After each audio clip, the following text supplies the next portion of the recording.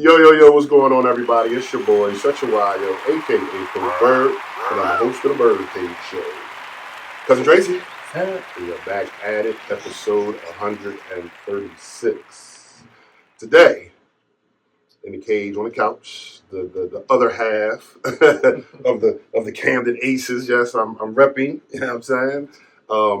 A good friend of ours. You know what I'm saying? One of my brothers here. You know what I mean? We coach together, but we will get all into that. You know what I'm saying? But on the couch in the cage, we have none other than Chuck Richardson.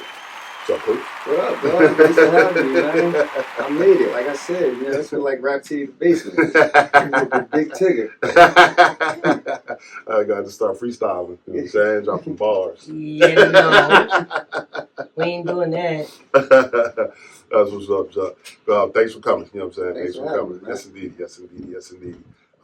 Before we get started, just give the people that might not know you, which is probably not a lot, a brief rundown from where you're from and all that good stuff.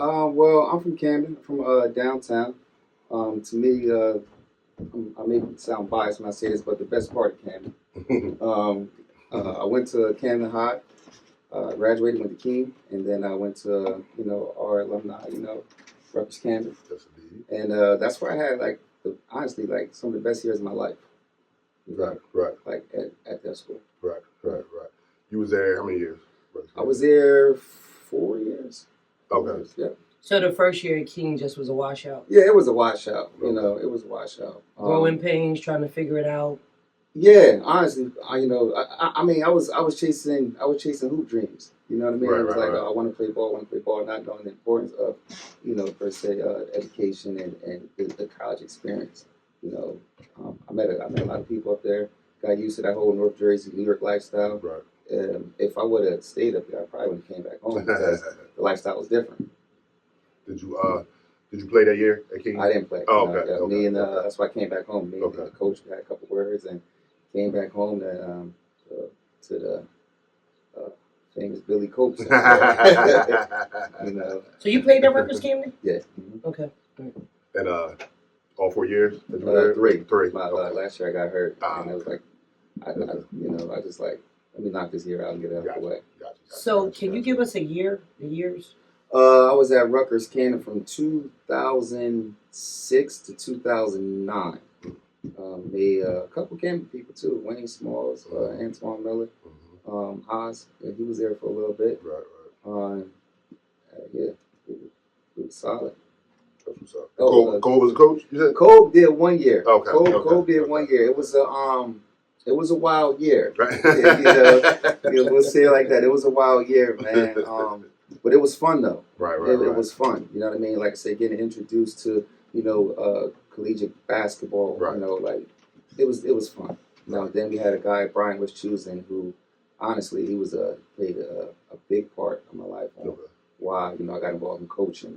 He was this white guy from Newark, and he came down here, and he would tell us all the time, I understand I got kids from Camden, Irvington, right. North Jersey, and I had a bunch of black kids, y'all can't play basketball. And it was that when, me and a couple, my teammates, we sat down in the locker room, like he's absolutely right. We don't know basketball. We think we do. It was from, playing basketball and being taught basketball. Gotcha.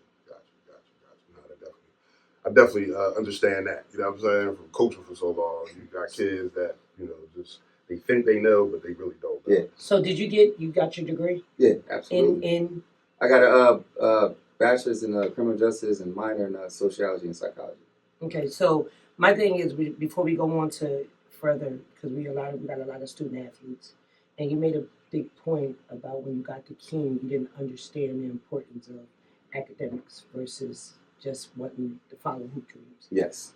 So I think a lot of our kids get confused because it's called student athlete for a reason. Mm-hmm. I just was having this conversation with a coach at college where kids walking around campus with book bags and ain't going to class. They ain't gonna cut it. You gotta go to class. So big ups on getting a degree and figuring it out. Right? Yeah, I'm glad I experienced that early. Instead of later on in my college years. I remember I was at Keene, and you have to be enrolled into a certain amount of classes to be living on campus. Mm-hmm. And I was taking this computer class. It was like a level 400 class. I shouldn't have taken the class, but I took it anyway. and it was me and my boy Jumbo, and I was failing that class like bad. Right. And I went to the professor, and he came to me. He was like, you do know if you pass this exam, you're still gonna fail my class." Wow. And I was like, "Well, what do you mean?" He was like, "You have no chance of passing my class." Wow. So I had to drop that class, pick another one up. I was lucky to do that. Maintain, I had like a 2.4, 2.5, something like that. I got to Camden, Rutgers Camden. I'm like, all right, cool. Like, I got myself together. Right. Once again, the balance beam was off. You know what I mean? I was taking this other class called Drugs and Society, and I never forget this professor, because she actually kind of fueled me a little bit. And she told me, she was like, "You think because you play basketball that you're going to pass my class?" Right. And she was like, "Just do yourself a favor and drop out." Okay. That was a good punch. Yeah, Okay. I'll never forget her name, Gail Caputo. Okay. Wow. Yeah, she was like, just drop out. I wonder where is she now? Hopefully she watching this interview. We're going to tag her and let's You know what I'm saying? find her socials. Find her socials. You know what I'm saying? Look at me now. Look at me now. You know what I'm saying? That's what's up. So, what was the plan after Rutgers? Right. I kind of went with the motion. I didn't have a plan. I just know I had to cross the finish line. I had to finish. And then, once I crossed the finish line, then it was kind of like I figured something out. Okay. But, I mean, my ace, Jumbo, that's been my road dog, man. Yeah, shout out to Jumbo. Camden High together. We went to Keene together. We went to Rutgers Camden together. Did everything together. Right. So it was kind of like, it was like the motivation that you need on days I didn't feel like going, and vice versa. You know what I mean? He was like, bro, like, we'll just figure it out once we get there. Right. You know what I mean? Like, we had, these big dreams of, like, interning at the county prosecutor office. Okay. We were, tried that, and that didn't work out. So, but me, what I did is, like, I kind of, honed my skills, and I branded my name, and I became the president of the Black Student Union at Rutgers. Okay. Like, we changed a lot. We got the kids involved, because we know Rutgers campus is a commuter campus. Yeah. So we kind of wanted to build that relationship with the community. So we got involved in feeding the homeless, Big Brothers, Big Sisters, just to get them a step outside the campus. Like, campus not all that bad. Right. Scratch the narrative, you know what I mean? So, I mean, I did that, and I networked with a lot of people. So I was cool with that. That's what's up. Police?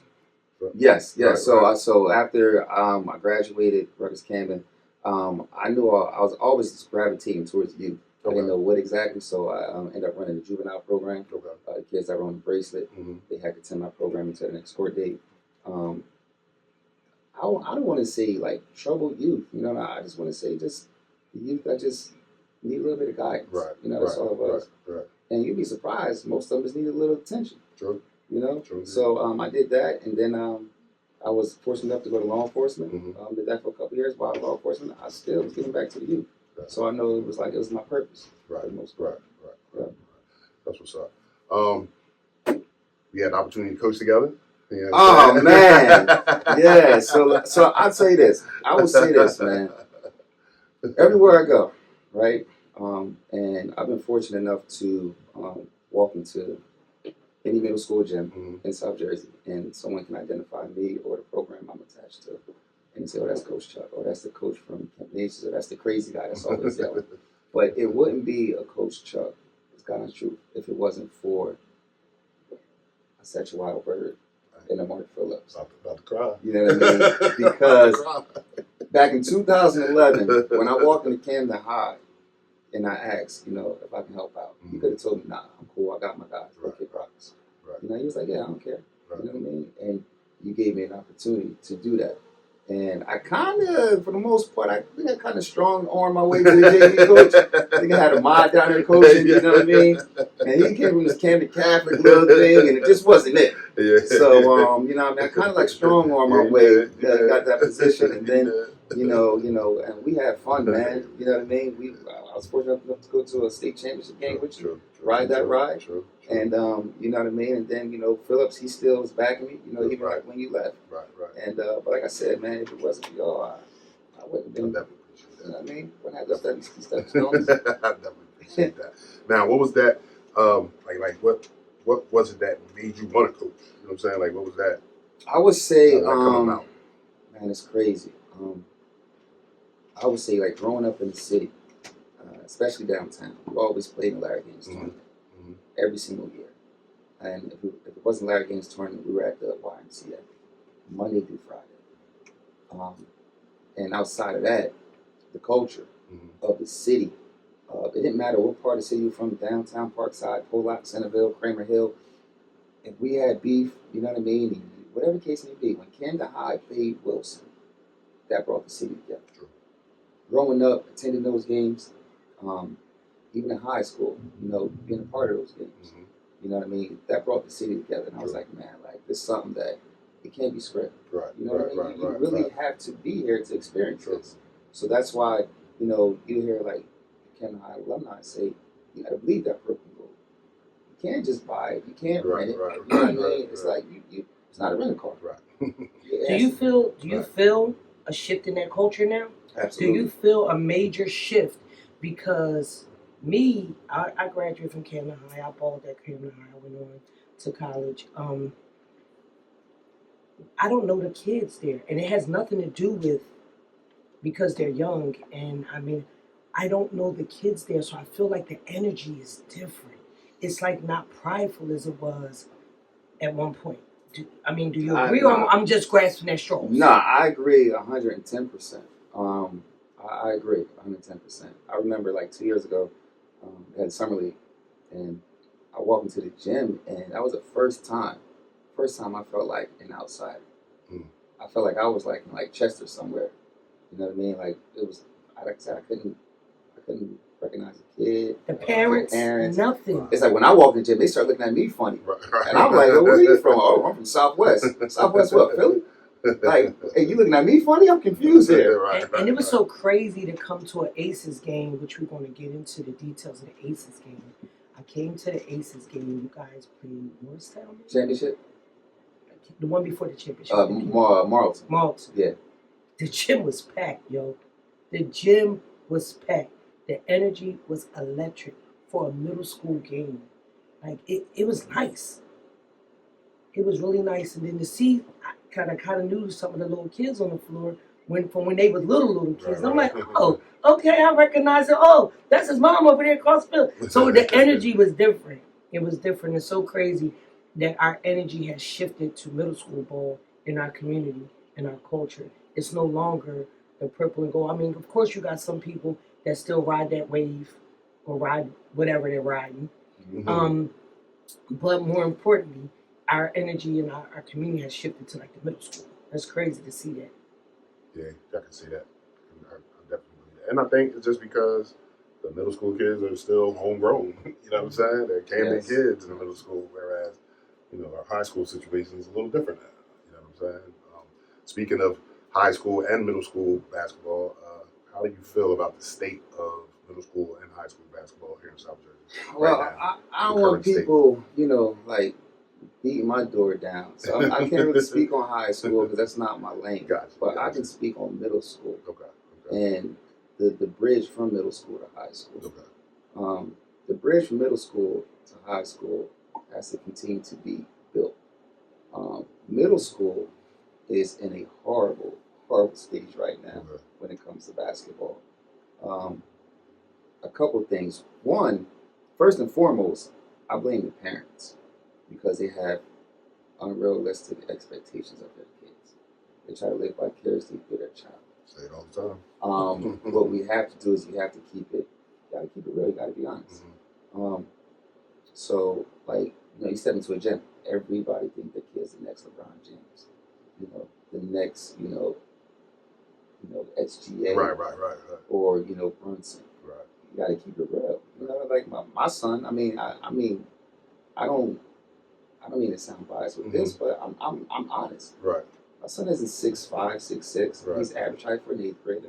But to me, I mean, and this is in every gym that he's played in, the programs he's been a part of, he's the most solidified point guard in South Jersey. But that doesn't mean... I don't know, that sounds biased. I mean, but, you know... So, but like I'm saying, I'm not, like, I don't, you know, I keep it real with my son. You know, what's your dreams? What are your goals? Of course, you say NBA. Okay, that's fine. But give me something. Give him something. Right. Like I said, you can still be a part of the NBA and not be a player. Right. You Right. can work True. in, behind True. the scenes, the front office, whatever the case may be. But I tell all the kids that. Right. You know what I mean? Right. There's nothing wrong with supporting your kid. You Right. know, I'm not saying that, but parents, they got to keep it real. If you're 5'6" Right. and your wife is 5'4", Right. you know, and about, like right. you know, how do you expect your son to be 6'10"? Right. True. So I blame that. I also blame the number one money pot, which I was just yesterday, AAU. AAU is a money grab. Some money Main grab. money grab. And it's a Money false grab. narrative. Yeah. Right. So these kids, here they Right. are, whereas though the parents, they just want to pay. Back in the day, you had to be invited to, you had to try out. You got Same thing with camps, though. Right. You had to be invited. Right. All of that. Absolutely. That's Invite only. Yeah. Now it's like, how much is it? Okay, there's my Right. credit card, whatever. I'll cash app you, it's paid for. Now my son's a part of this. Now this kid's like, I play for such and such, and I play AAU, I play AAU, and you go to the games, you're like, man, this kid needs a lot of work. But the parents, they don't care about that. Right. They care about this thing called a highlight. Mm-hmm. And the highlight is a 30-second clip of a 4-quarter game. Correct. So, since we're talking about it, let's get into the Aces. The Camden Aces, the 19-0 championship Camden Aces. You know what I'm saying? Let's talk about that. They were special.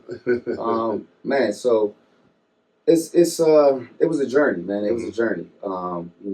Like we said before, Camden Aces, we just branched off from Whitman Park. I was fortunate enough to be a part of Whitman Park. Mm-hmm. Leroy and Brad and all those guys. They gave me an opportunity. I was vice president over there, and got involved with the basketball. And it was I just wanted to brand. I just wanted to stretch my arms out a little bit more. Okay. So we went through those bumps though, man. Right, I remember right. I had them like the 5th grade year. We won like 2 games. Right. You know what I mean? I had parents cursing me out every game. They're like, "Oh, you're supposed to be this high school coach and you losing." It was like you said, we're talking about unrealistic expectations. Right. And I was like, it's about development. It's about development. And coaches, we always say development, but the parents, they wanted things to happen overnight.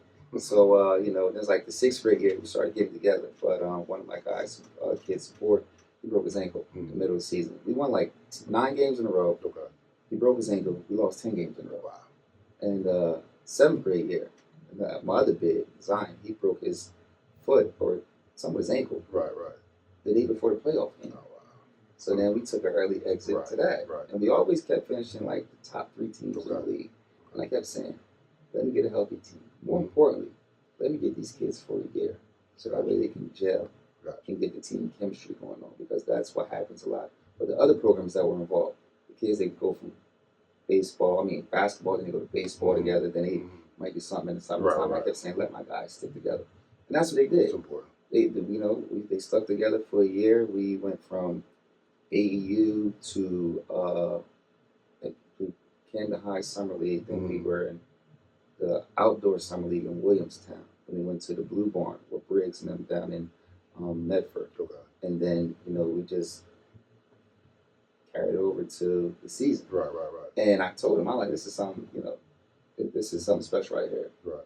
Coming to the last chapter of the book, 8th grade year. And I always ask him before every game, how do you want to be remembered? It's not about me. Right. It's not about the coaching staff. It's not about your parents. Right. Or it has been. It's about you. How do you want to be remembered? Right. And before you know it, it was a ride. 1 game, 2 wins, 3 wins.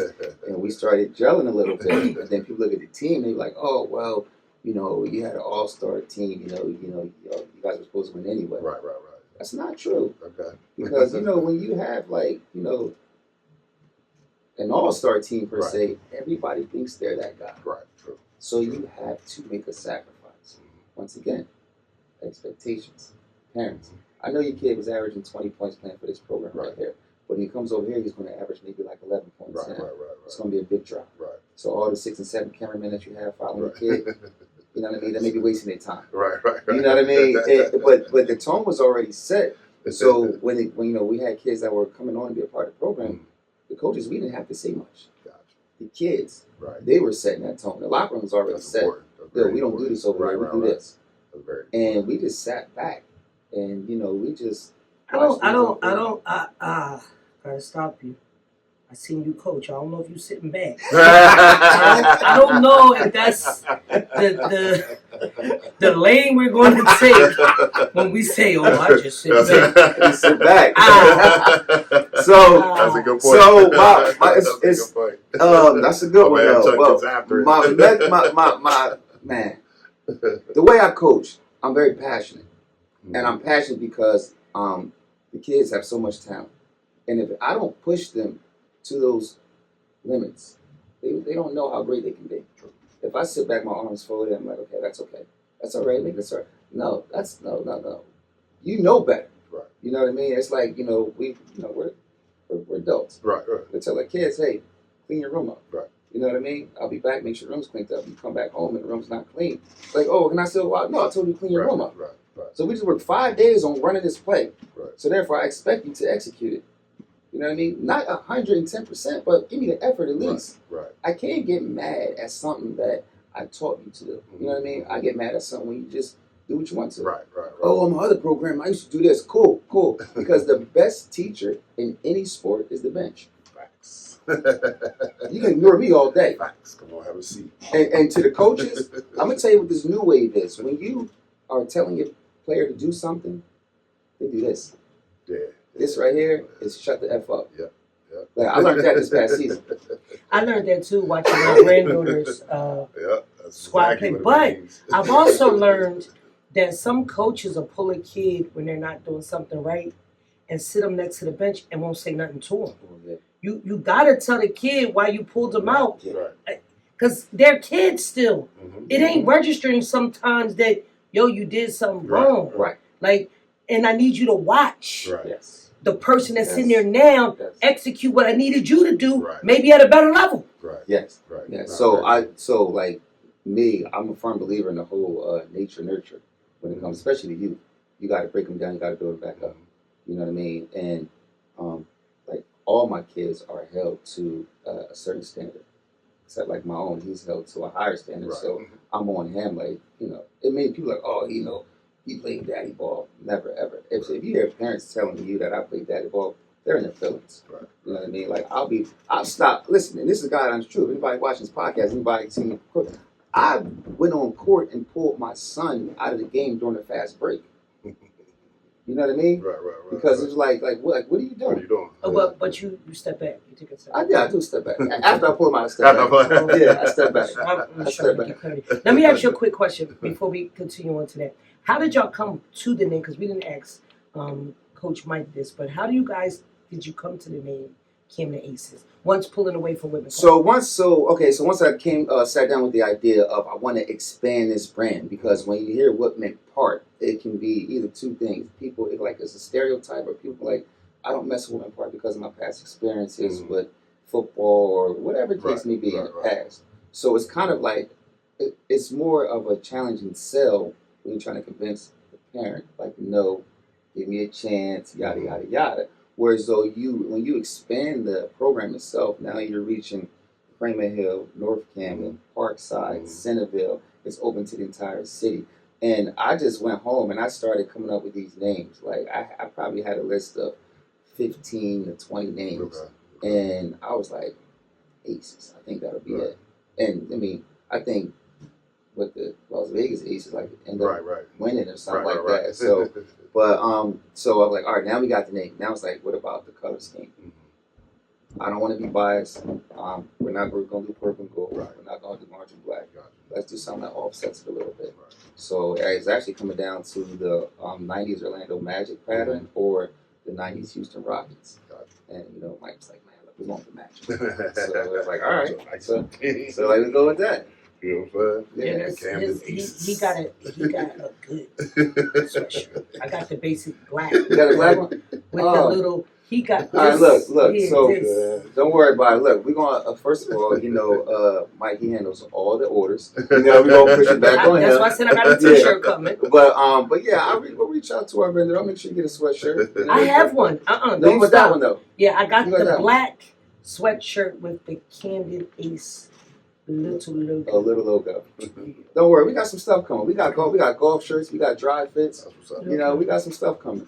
Now we got to support our black vendors. Let me definitely, that's a good point as well. Let me ask you this: what? Because it's a lot of you programs around in South Jersey, whatever.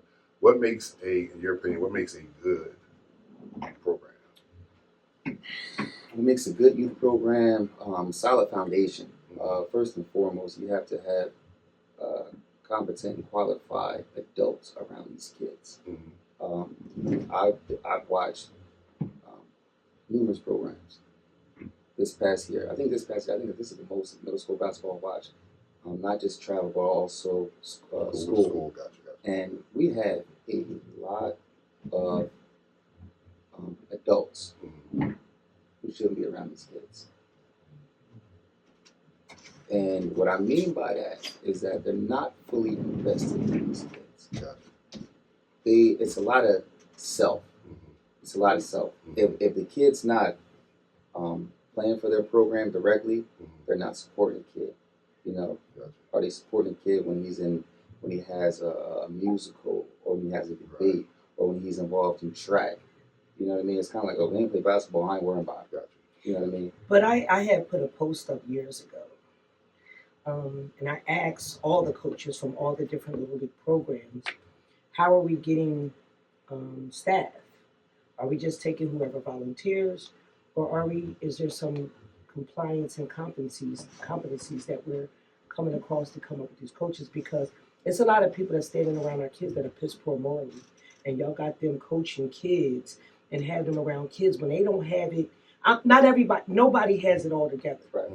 but you gotta exhibit moral fortitude to be a coach or a mentor around people's kids. And I think we've lost that. I think we take whoever wants to volunteer and may have experience at the sport, and we just put them around our kids. Do you see that? Or, because I know, I watch Who's on Your Bench, and I know some of the staff, and I know some of the younger guys need an opportunity to get in that coaching world. Right. And I see you guys giving them an opportunity, which is cool.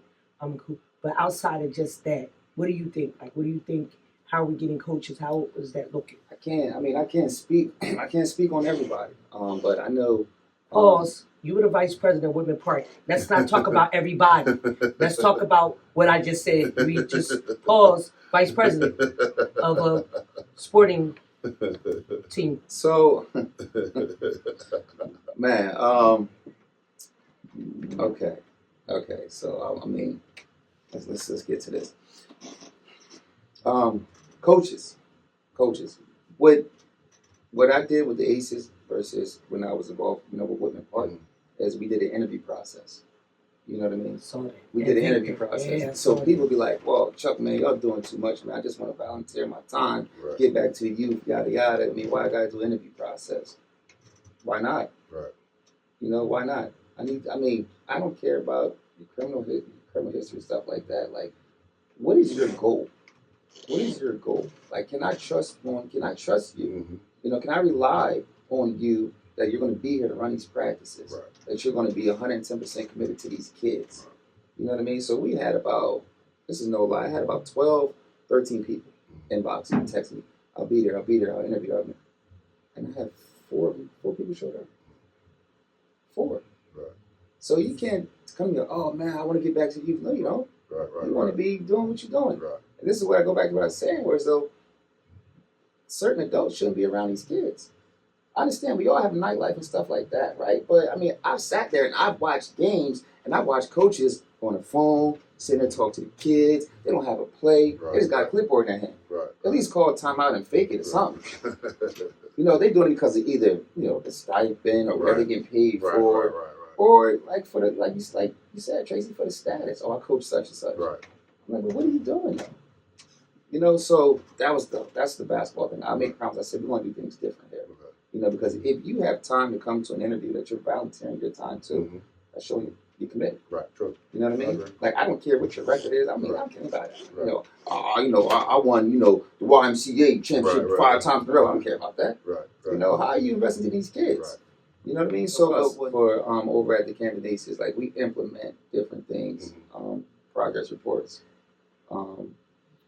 study hall. Like I said, these things that we're just adding on as a program goes on, and also to get other programs involved too. And because like you may have a kid, and we all know schools. We're so quick to diagnose these kids with IEPs or whatever we're diagnosing them with. And the parents, they're just cool, they accept it. Right. Okay, you got a problem. Yeah. Like, no, maybe he's acting out because he really doesn't understand the math.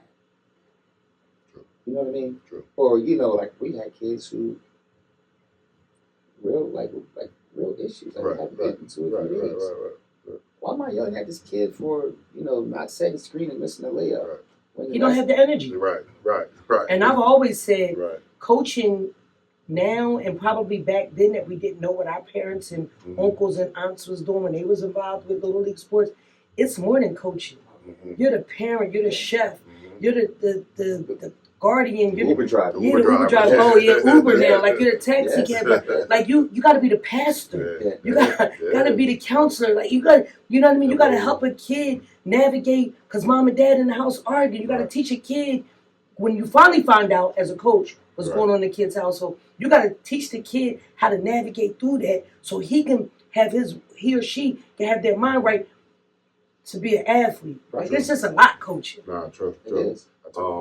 Now let's talk about this. Since y'all are 19 and 0, you know what I'm saying? I know that comes with a lot of attention from a lot of high school coaches. Like, how do you deal with, you know what I'm saying? Like how do you help inform parents and kids to try to guide them, you know, where they should go, what high school might be the best fit for them? Because sometimes I feel as though some coaches send players to places that's going to benefit the coach. Absolutely. You know what I'm saying? Yeah. Besides, like I know I shouldn't be sending him here, but it's going to make me look better if I send him there. So how does all that work for them? Or do you even get involved in that? Right. Is that your lane? First of all, I don't get involved in that. Okay. I don't. Okay. You know what I mean? I tell parents at the end of the day, you have to do what's best for your child. Because at the end of the day, I'm going to do what's best for my child. Right. You know what I mean? So I don't tell them go here, go there. You know, they ask me my opinion on something, and then I tell them, and I bounce the ball back in their court. Gotcha. When it comes to the Camden Aces, the number one thing we wanted to do was build a rapport with our neighboring high schools. Okay. That was the first thing. That was our first thing we wanted to do. Right. So they said, well, how do you go about It's that? 15 high schools. How do you do that? 15 high schools in 10 square miles. How do you do that? How do you do that? That's like, how do you do that? So simple. Like we offer the program, the schedule's out. We meet with the coaches or their staff. When you're available, pop out. This is what we have going on. Gotcha. It's very simple. Right. Do y'all meet with all the schools? Are you leaning towards other schools more than others? So I'm just asking the questions that was asked to us. So that's a good question. So they said, what do? First of all, our door is always open, right? We don't go out. We don't kidnap a coach and say, yo, get the car. Make sure you come to this game. Right. It's about reciprocation, right? We know basketball seasons is from whatever, November to March, whatever the case may be. You can find a day. If you can't directly, the staff can find a day to come to one of the games. Right. You get what I'm saying? Yeah. So it was 2 coaches, and that was, you know, I mean, I feel like Michael Beasley interview. Like, I'm going out. It was 2 coaches. That's been consistent all season. Gotcha. That was Brian Gregg over at Mastery High School, and that was Coach Falco at Bishop Houston. Okay. That continued to show up and show interest in our kids. Right. That doesn't mean I'm pushing the kids in this corner over here. Right. So what you telling us is your son's going to Bishop Houston? My son's going to IMG. I got the money. They paid us. They paid us. My bad. But it's about reciprocation. Right. So, Right. whenever any high school coach comes in the gym and they pull me, hey coach, I'm interested in this kid. Okay, I'll bring you over to the parent. This is the parent of such and such, and I step out. Right. There's no need for me to be in between. Gotcha. You know what I mean? You bet that as a coach, as a recruiter, whatever program you represent, if you're showing interest in a kid, you have to put the right foot in front of the left foot. Right. I did that, you know, my entire coaching career. Right. It didn't matter what program I was a part of. Right. HOC, Camden Aces, Whitman Park, whatever the case may be. Right. Hey, I'm interested in this kid. What's up? Like, who's your parents? Right. And that's why, you know, not for nothing, like I have a brand name when it comes to middle school basketball. Gotcha. I don't have a problem, you know, knocking on the doors or, hey, excuse me, can I talk to you about your kid? So it's just, I mean, it's an even playing field. I got you. You know, how bad do you are you really interested Right. in these kids, or Right. is it like a safety net? Like, Right. all right, now I ain't got no kids coming, so what's up with these kids, Right. Chuck? Right. You know what I mean? True. Hmm. Yeah. No, I mean that makes sense though. You know what I mean? Because like if you, I can't. What's the saying? You can lead a horse to water, but you can't make them drink. If I'm saying my door is open, Yeah. and you really interested in a player, I'm going to be there. I think a lot of times people think it's a given. Like, the Camden Aces is in Camden, so we should get first dibs on the kids, right? It's like, I think this assumption versus I shouldn't have to work as a coach to get these parents to know I care enough about their kid to want their kid on my team. Right. That's also a sense of entitlement as well. But like I said, you make yourself available, and you know you keep popping up. At the end of the day, the parent or the kids will be like, hey, you know, who's this guy? Why is he always here? Right. You know. But then you got some parents that think that, like, my kid deserves better than what some people are offering. Does that make sense? Go back to Unrealistic. see how everything go back to see how that goes. Right. Because I remember reaching out to you because a coach in the 11th hour, a kid was on somebody's radar for a totally different sport. Right, I remember. And I reached out to you, and the parent was like, if they not talking full scholarship, they ain't saying nothing to me. Now your son ain't nowhere. Right. I remember that. And I had to connect, but I pulled the connect real quick. I was like, nope, and nope. Because I might need that for mine. Absolutely. I got to put this back in my pocket. You know what I'm saying? I can't mess up my, you know what I'm saying? My plug. Yeah, but I think like coaches, you know, they get into their feelings or, you know, feel some way towards, you know, myself or the program because they're like, oh, you know, you were supposed to send these kids here. Really? Was it? Right. Like, I'm confused. Like, your staff, you should be able, I look at it like this. If you're really interested in a kid, you should be able to walk into the gym and that kid or that parent should be able to identify, hey, that's Coach Bird from, you know, West Hampton. Right. I agree. And the coaches, when they, you know, like Brian and Coach Falcon, when they come in, it's not like they come in with, you know, bright orange suit on. They sit in the corner, they mind their business, or on the way out, they, hey, can I talk to you for a second? Right. It's simple. Right. It's simple. But for you to be a part of a high school program and to, you know, feel some kind of way because we're not bringing kids into your office so they can be a part of your high school program, that's crazy to me. You get paid. Right. I don't get paid. Right. Right. That's a good point. Like, you know what I mean? Like, you get paid for this. Right. You always start to get paid. I don't like, our job is to put these kids on a platform and to, you know, give them an opportunity. Right. We did our part. Right. That's what it goes back to what I said, that bridge from middle school to high school has to continue to be built. Gotcha. And like that was actually the next question. Like, can the disconnect between youth organizations and high schools, can that relationship be mended? Can it be fixed, or is it already in the process of being mended and fixed? Like, absolutely, it can. It not only can it be fixed, but it will be fixed. Okay. It will be fixed because either two things: either gonna fall in line, you know what I mean, and we're so like, okay, coach, like let's talk about this, right? Or you just watch the train go by, right? And as you watch the train go by, and all these other programs start grabbing these kids, right? And your program is struggling to fall by the wayside, and you scratching your head at night, like, you know, oh man, why can't just meet us halfway? I'm not saying we're the end all be all. Right. I'm not saying this is stay probably get down to later. Yeah, right. I'm just saying that the opportunity is here. There, right. Let's talk. Gotcha. At the end of the day, we're quote unquote we're supposed to be for the youth anyway. True. No, there's no tricks up, you know, hidden agendas up my sleeve at all. But the ultimate thing in this culture and community is winning, right? Don't nobody really care. They say they for the kids. Putting kids first, we for the kids, it's about the kids. Nah, it's about my record so I can sit around and say, hey, I went undefeated and whatever. So when we circle, are they really for the kids though? No. And that goes back to what bullet point number 3 was having qualified and competent adults around these kids. Yeah, like, I mean, so 19-0, that's great. I was happy to be a part of that journey. But you was also part of the 2 and 20. Absolutely. Right. The 5 and 11. Absolutely. Right. You know what I mean? And my thing is, don't nobody want to lose, because we try to teach our kids about winning, but we have to lose to learn how to gracefully win. So Like it's lessons in losing, unfortunately. And I know that's the unpopular opinion, but you have to take some L's in order to learn how to appreciate winning. that's the best lesson. Is a loss. Yeah.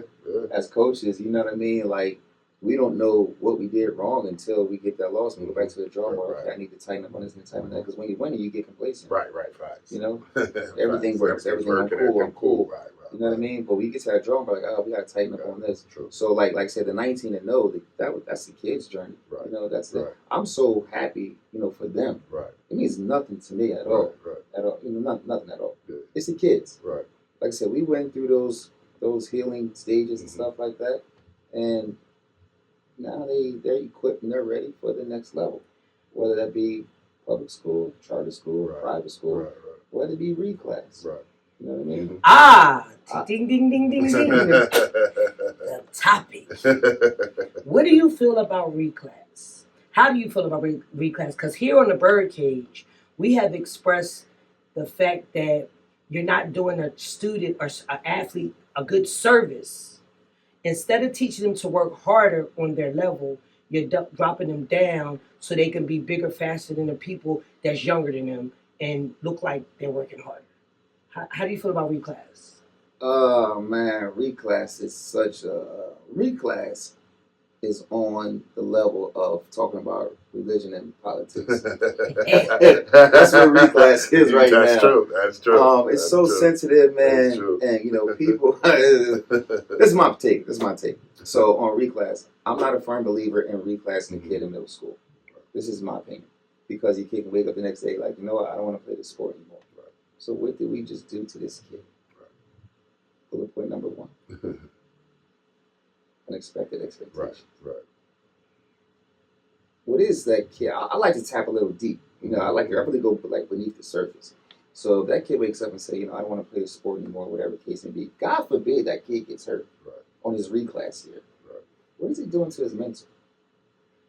Because now I was a part of this wave of being the top middle schoolers with, you know, this kid, that kid, and this kid. They moved on to high school. Now I'm back here in middle school. Right. So now the question's like, hey, what happened to the young boy? Where he at?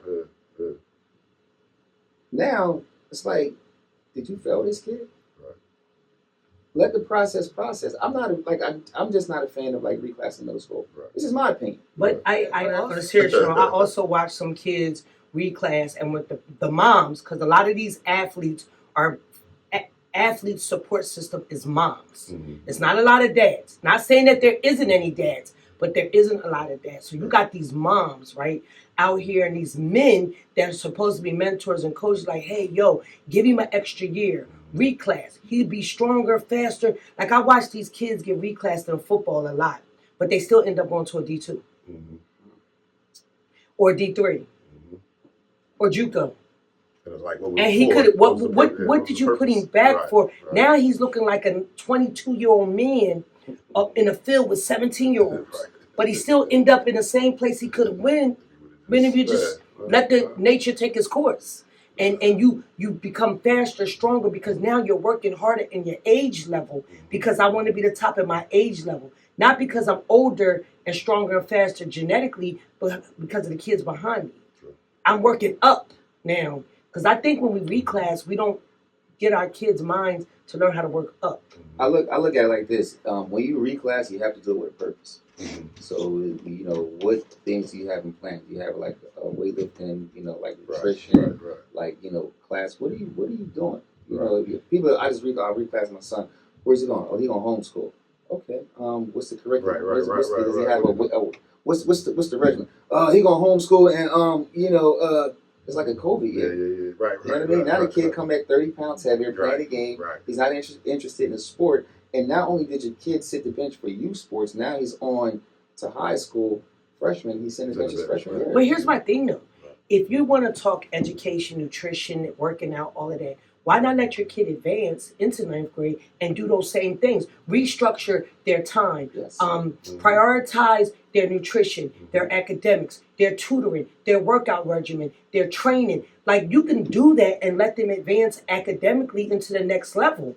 You know what I mean? You can do that. Reclassing for me is a cheat code. It's the new cheat code.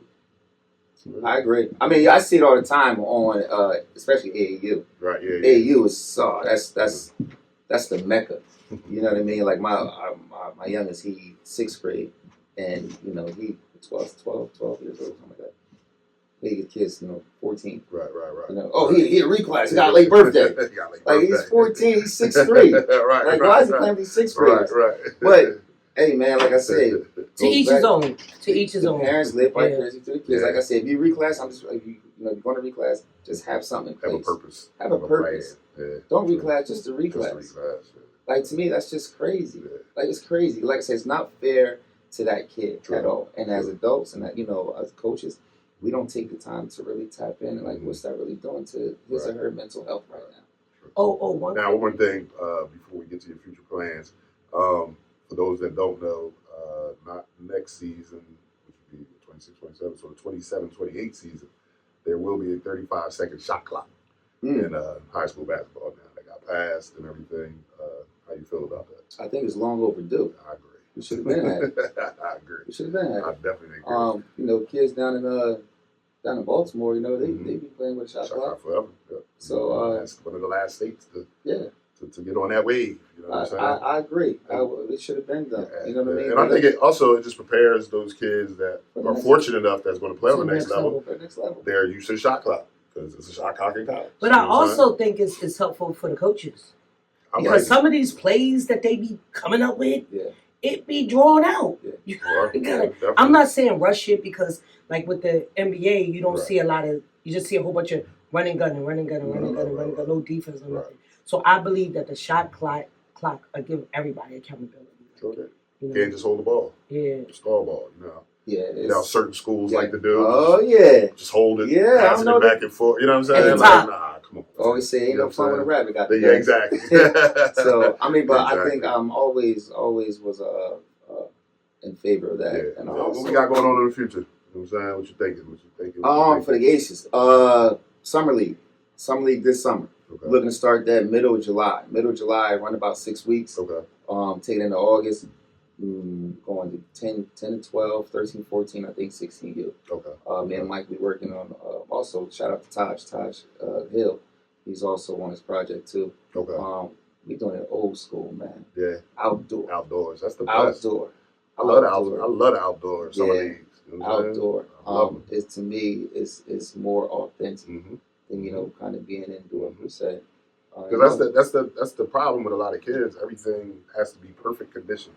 They have to be in the gym. They have to be temperature control. Referees on the court. Like playing outside, calling your own fouls. That's what made you tough. That's where you got your toughness from. Absolutely. You know what I'm saying? How about those summers where your shoes melted from the blacktop? When you fall, you scrape up your knee. You know what I'm saying? Let's go. And also, let's get it. also teach the kids how to take control.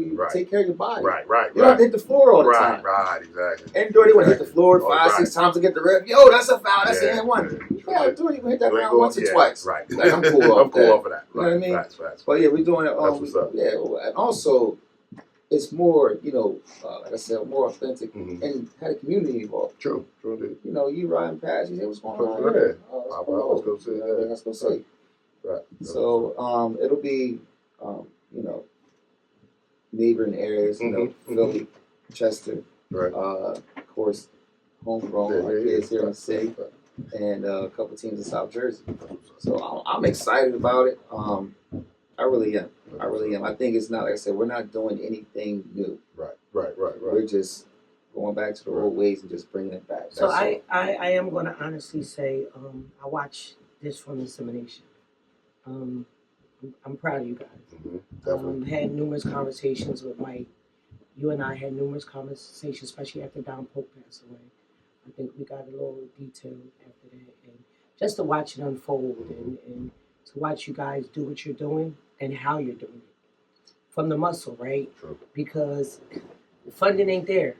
Yeah. And y'all trying to, figure it out. And I just, you know, I applaud you guys. Good job. I appreciate that. Honestly, this is a true story.